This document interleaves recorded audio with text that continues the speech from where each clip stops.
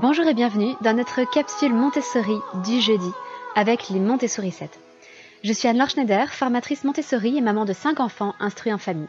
Et tous les jeudis, pendant environ 5 minutes, je vous parle un peu plus en détail de la pédagogie Montessori pour vous aider à pouvoir la mettre en pratique à la maison. Pour cet été, j'avais envie de démarrer une petite série de capsules Montessori sur les différents types d'enfants pour lesquels la pédagogie Montessori est particulièrement adaptée ou pour laquelle elle s'adapte parfaitement. Aujourd'hui, je vais vous parler des introvertis, mais juste avant cela, je voudrais vous lire le petit message qu'a laissé Sande Colombe sur Apple Podcast. Elle écrit « Nouvelle et contente d'écouter vos podcasts. J'adhère à cette méthode Montessori et je serai contente de vous écouter le plus souvent possible pour utiliser le plus souvent cette méthode avec mes enfants. Merci de votre temps. » Eh bien, de rien. Et merci à l'inverse de votre temps, Sande Colombe, pour avoir écrit ce petit message qui contribue grandement, croyez-moi, à faire connaître ce podcast. Un grand merci du fond du cœur. Alors aujourd'hui, en quoi la pédagogie Montessori est-elle particulièrement adaptée pour les enfants introvertis? Et avant tout, qu'est-ce qu'un enfant introverti? Éloignons-nous un peu des clichés. Non, un introverti n'est pas nécessairement timide et un extraverti n'est pas nécessairement exubérant. Pour vous donner un exemple, j'ai une belle-sœur extravertie qui est extrêmement calme. Et de mon côté, je suis totalement introvertie, mais vous voyez que je n'ai pas peur de parler en public et que je n'ai aucun problème à m'exprimer en groupe, ne serait-ce qu'à travers ce podcast.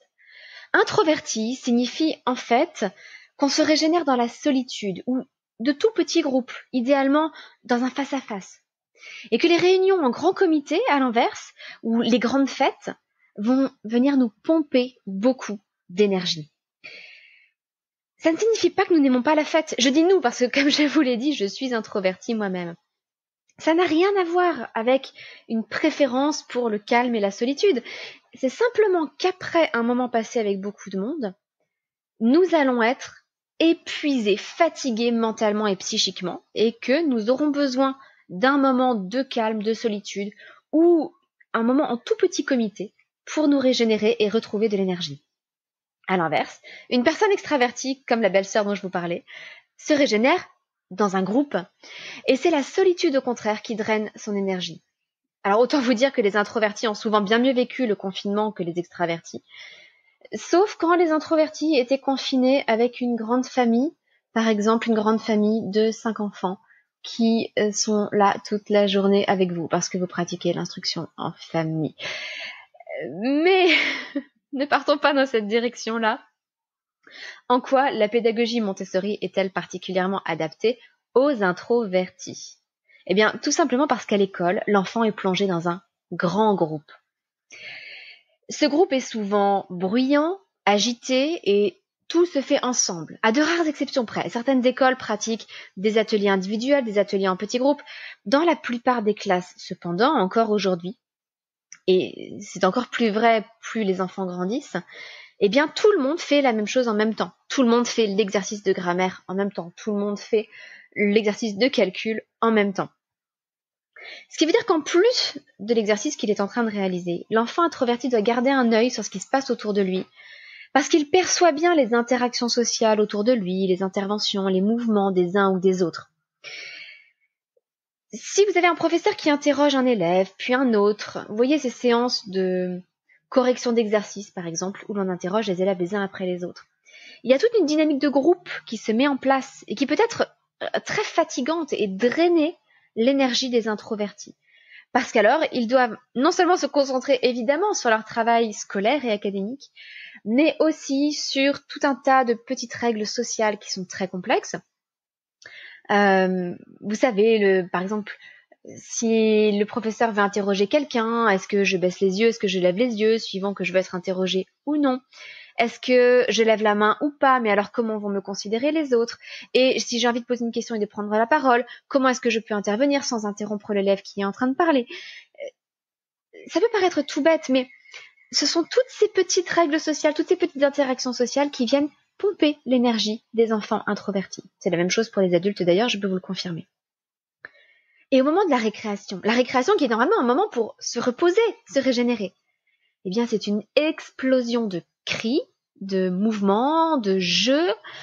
Alors c'est souvent un moment agréable, plaisant, mais extrêmement fatigant pour un introverti.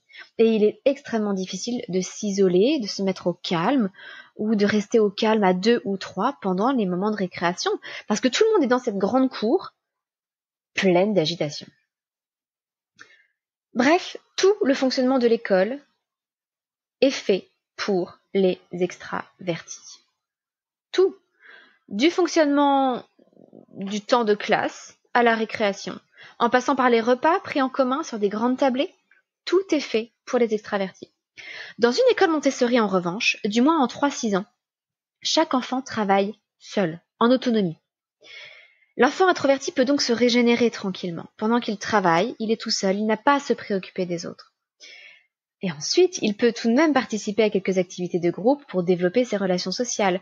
Il peut aussi le faire à la récréation, qui reste un moment de groupe. Mais l'ensemble est bien plus équilibré. Il y a des moments aussi bien de solitude ou de tout petit travail en groupe que des moments plus vastes. Et lorsque l'enfant grandit entre 6 et 12 ans, là, on va proposer du travail en groupe aux enfants, mais on ne va pas proposer un travail à 15. On va proposer un travail en petit groupe, suivant les desiderata des enfants, suivant leur sympathie aussi, ou suivant l'intérêt qu'ils ressentent à travailler avec un tel ou un tel. Et donc, ils vont développer leurs relations sociales, leur capacité à travailler en équipe, mais s'ils veulent rester dans un tout petit groupe, à 2 par exemple, ils peuvent rester en tout petit groupe. C'est possible. On respecte ça. De manière générale, dans les écoles Montessori, il y a aussi bien plus de calme, de silence et d'activités indépendantes, ou comme je vous le disais, en petits groupes, que dans l'école traditionnelle. Il y a souvent la possibilité aussi d'aller s'isoler pour lire un livre dans un coin bibliothèque, ou pour aller écouter de la musique.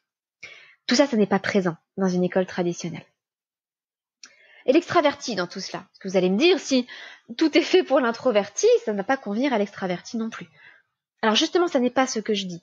L'école Montessori n'est pas construite autour des besoins de l'introverti. Elle est équilibrée dans le respect des besoins de l'introverti et de l'extraverti, tout en les amenant à sortir chacun un petit peu de leur zone de confort. L'introverti pour développer ses relations sociales dans le groupe, l'extraverti pour développer sa concentration et son attention à travers le travail individuel. L'extraverti est libre à tout moment d'aller travailler avec un camarade. En 3-6 ans, on n'interdit pas le travail de groupe. Simplement, on n'en propose pas spontanément, à part pour des activités spécifiques de groupe où l'extraverti prendra un grand plaisir, comme par exemple le chant, la danse, les repas, qui se prennent aussi à plusieurs, mais alors pas sur d'immenses tablées, mais de petites tables plus familiales.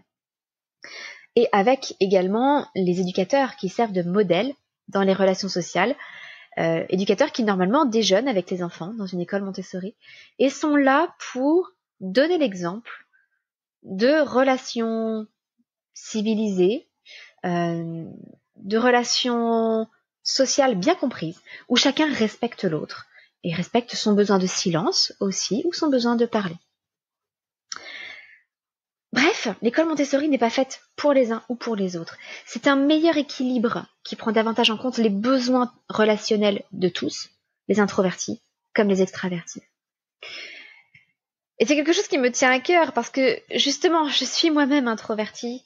Je sais ce que c'est que de se sentir vidé de son énergie par un temps passé en groupe.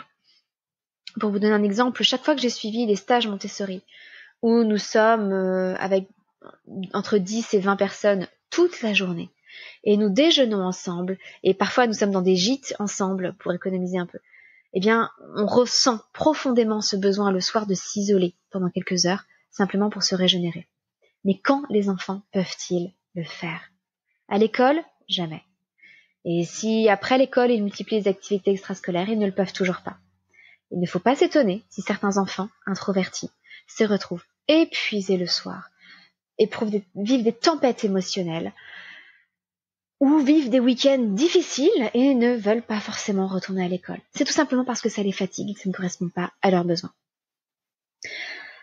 Si vous avez aimé cette capsule Montessori, je vais poursuivre cette série un peu à travers tout l'été, à travers différentes catégories d'enfants pour lesquels la pédagogie Montessori s'applique bien, et je vais vous montrer comment elle s'applique bien. Parce que la grande force de la pédagogie Montessori, ça n'est pas d'être la solution universelle pour tous, mais d'être la solution polyvalente qui s'adapte à tous. Et c'est donc la grande différence. Ça n'est pas le même système pour tout le monde, ça n'est pas un moule dans lequel on va faire rentrer les enfants, mais au contraire, ça va être un cadre qui s'adapte aux enfants et à leurs besoins. C'est tout pour aujourd'hui. N'hésitez pas à faire comme Sande Colombe et à laisser vous aussi un avis sur Apple Podcast, d'autant que vous aurez une chance, si vous êtes parmi les 100 premiers, de remporter 2 jeux de société des éditions La Caverne. Je vous souhaite une excellente journée, à très bientôt, votre petite sourisette, Anne-Laure.